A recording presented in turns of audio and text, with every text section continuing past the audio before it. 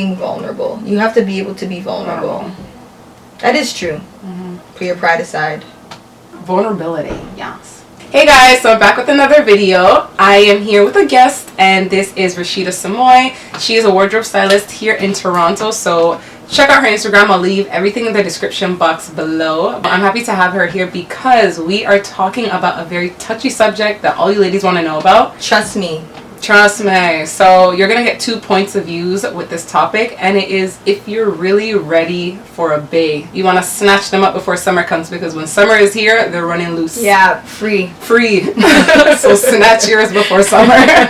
So we're gonna give you 5 things to know before dating. Okay, is this what you want? Do you want a bae? Do you want a husband? At a point in time in our age now where we're not dating just to date, we're dating to pursue something. I think that when you're younger, it's okay. Like, and when I say younger, I mean like 25 and under. And I know people are gonna say, oh yeah, but you're still a baby.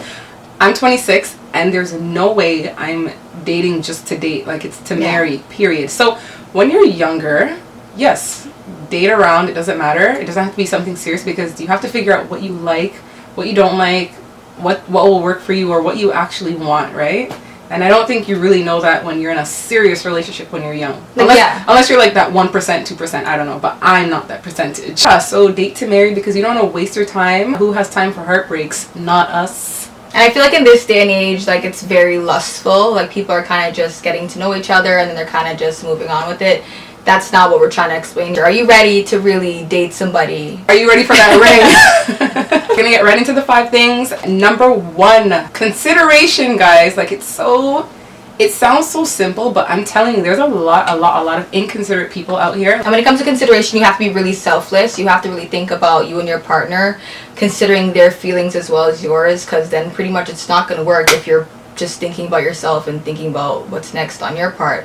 If you're looking for a partner, it's lifetime. This is you and this person together. You guys are one now. It's one. It's not you and I, it's us. If you're somebody who's not considerate right now, you need to learn that trait, because you're not going to have a babe in 2017. Number 2 is having standards. So this is like a big one. That's what we kind of were talking about. Like, earlier on, when you date when you're younger, you pretty much figure out what you like and what you don't like. So that's how you pretty much know your standards. Having standards is like... It's like policies. Yeah. It's like having a personal policy. Like, you know what you're going to accept and you're not going to accept, because I strongly believe what you allow is what will continue.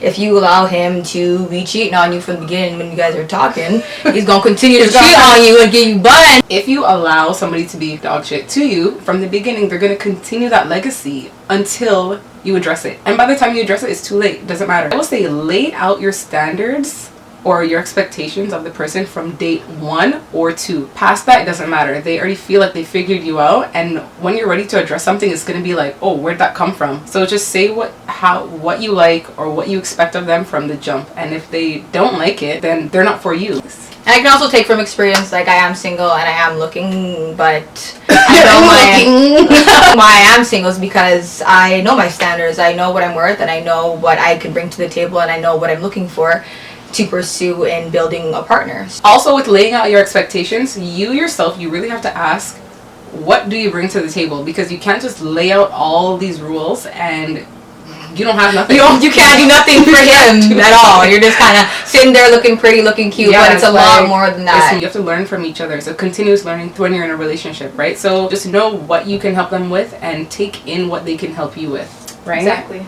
If you're not somebody who can take criticism well, relationship stuff, it's maybe not you're for just you. not ready for a relationship. You don't have to hop into it. You don't have to beat yourself about it. Just maybe you're just not ready for a relationship at that time, because you have to be able to kind of bring something to the relationship. They should be able to teach you, make you a better woman, and you should be able to teach him something and make him a better man as well. It's a lot of give or take. You can't just expect this man to just give you everything, buy you everything, teach you all this. I want Louboutins. I want Louboutins, and you don't really, you're not helping him become a better man in any type of way, whether it's financially, mentally, spiritually even. You have to be able to kind of help this man so he would find some sort of interest in helping you.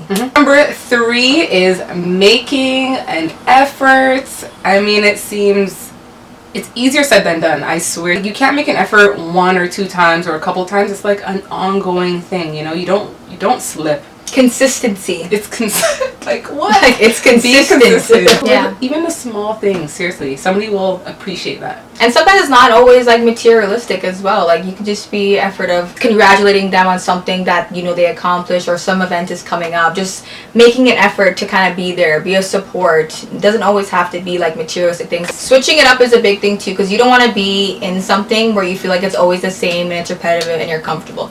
The fact that you are doing different things makes it a little bit more exciting, makes it a little bit more fun for you guys, give you guys something to hope for, giving you guys something to look kind forward of to. look. So number 4 is building a partnership. So that's a big one. I think that building a partnership, you have to build a friendship first. You can't be comfortable with someone or think you're going to spend the rest of your life with them if you ain't guys aren't friends. You guys can't laugh and joke and have good times, but also understand that you're human and you're going to make mistakes, and we should be able to talk about it and communicate and move on from it if we really are partners and we love each other. Me personally, this is like a newer thing for me, like building a partnership, you know, and I was very like, oh, I can do whatever I want, I don't care, you know, that whole mentality before. But now I've learned, right, with the help, give or take situation, I have been informed that it is a partnership. There is no you, I, it is a us situation, right? There's no way you're gonna have a business and you have a business partner and then you get upset and you just stop doing the business.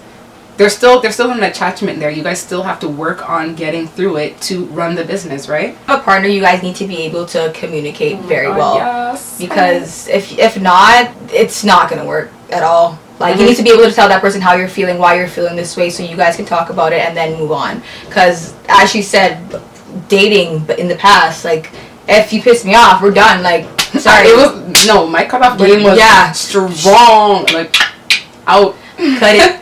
Cut it. Cut it. No, you have to be able to communicate, because I've learned from past experiences that if you do not, it's going to go nowhere. You're going to have all these feelings bottled up until a point where you cannot repair where you guys messed up, because you have all these feelings inside of that you've been holding in that you can't express, and then when you get to the point where you can talk about it, it's too late. It's almost like, where's this coming from? Relationships are very like feelings. I don't know, I don't want to say it's almost lovey-lusty, but there's more to like the love. I want to be in love. There's more to it. Like, you want to build. It's like a solid foundation, guys. Think about your kids.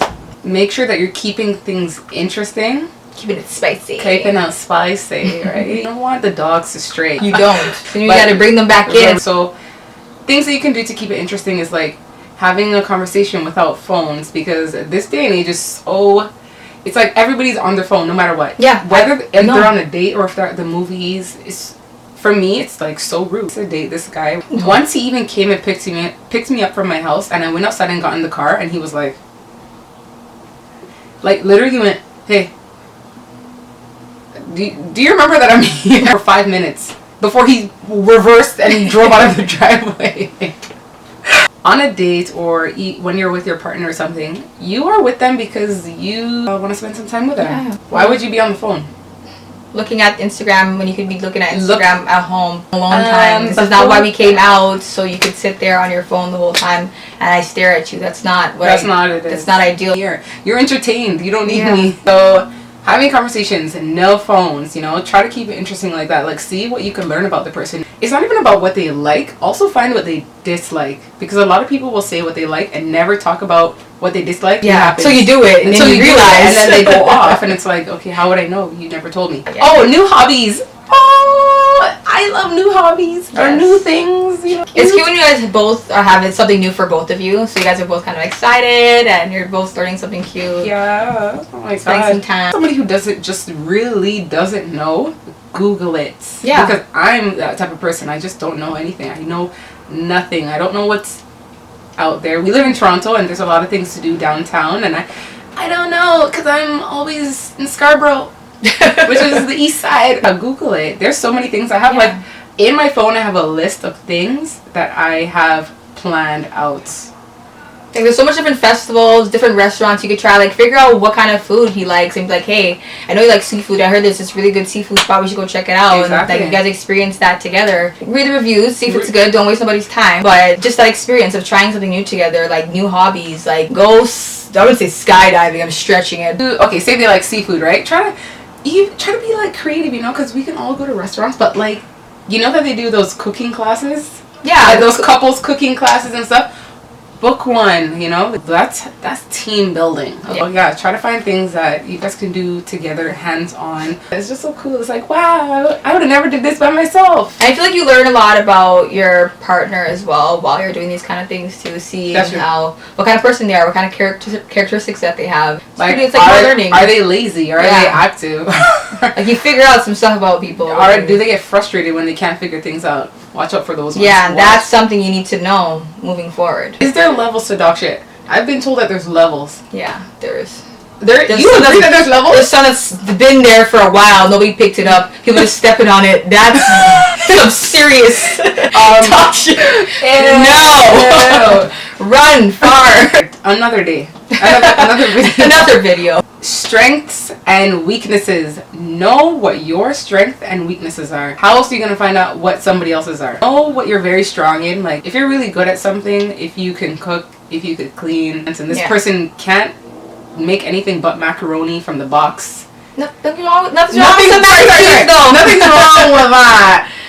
But now, if you are somebody who can cook all these elaborate meals and you have this little person here who they can do a little few things, fine, that's your strength. I can show you. And now you know, now you know their weakness and how you guys can kind of work together and figure that out. You have to make sure that he cares about even having goals. Yeah. And so you're somebody who's very, you're a go-getter. You're trying to make things happen for yourself, and you're with somebody who's a little bit lagging. I know that you want to kind of help them out, or you see some potential in them but they're not fully there. If they're not willing to go that extra mile to better themselves because they're with somebody like you, forget it. You're not their mom. Somebody like, yes, I will support my man. I'm not saying that if my man doesn't have nothing, I'm not going to be like, okay, I'm going to leave you because you don't have 100%. Nothing. You need to be able to be like, I want something. I want to get there, so I can help you get there as somebody who's already kind of there on that path. If you're comfortable with where you are, I can't help you. Yeah, there should always be some sort of progression in life. I feel like as human beings, we should always want to progress. And every year, every day, you want to become a better woman. And if that person is keeping you stagnant just because of their own situation, it's not fair to you as a woman to be able to progress, not be able to progress because of this person. Like, yes, you may love them, but you also have to put yourself first. Beg lady,